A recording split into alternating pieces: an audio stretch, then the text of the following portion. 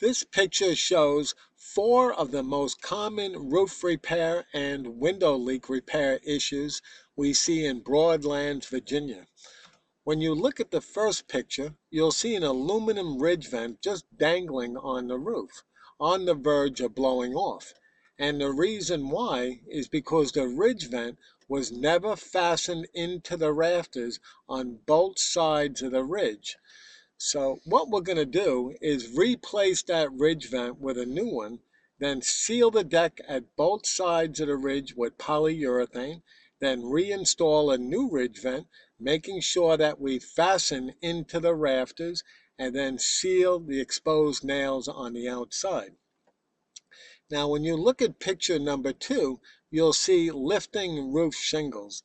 And this is very common in Broadlands, Virginia, because most of these homes are townhomes that are 3 stories or more, and the shingles that are on these roofs are only warranted to handle winds up to 60 miles an hour.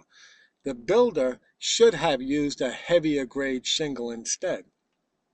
So what we're going to do is replace these shingles with new and then refasten all the surrounding loose shingles above and to the side with 1.5-inch galvanized roofing nails. Then we're going to reseal these shingles. And once that's done, then they won't have any more problems. Now, when you look at picture number 3, bump out window leaks are so common, and most of the leaks occur right in this area here where the metal roof meets up against the brick wall, and the leak is usually straight down.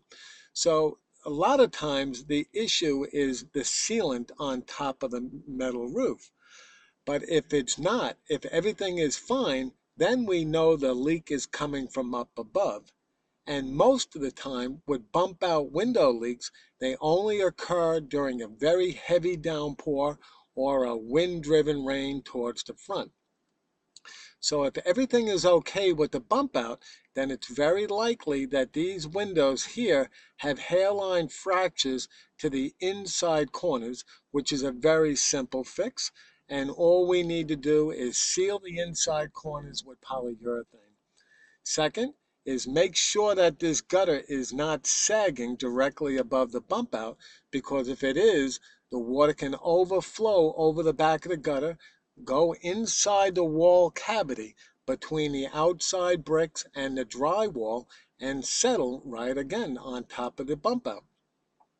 Now, another problem that many people don't even think about is the ridge vent at the very peak of the roof on the gable.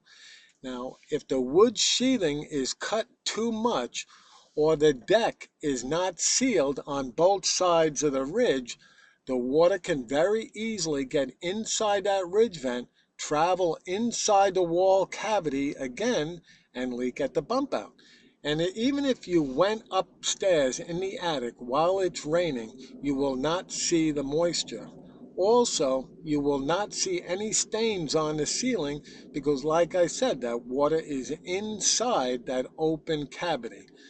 Now, picture number 4, here is a sagging gutter, and this is exactly what I was talking about over here. This gutter was never installed correctly right from the very beginning, or the gutters sagged because the gutter was not fastened into the rafters. So what we need to do is lift this area up and fasten it into the rafters, so this way the water flows to the drain. What's happening now is where you see these 2 dotted lines, the water is traveling inside the wall cavity again, and eventually when the insulation inside the wall becomes saturated, the water will let loose and many times will cause a flood down into the basement. My name is Steve from Roof Twins, and I thank you so much for watching our video. Have a wonderful day.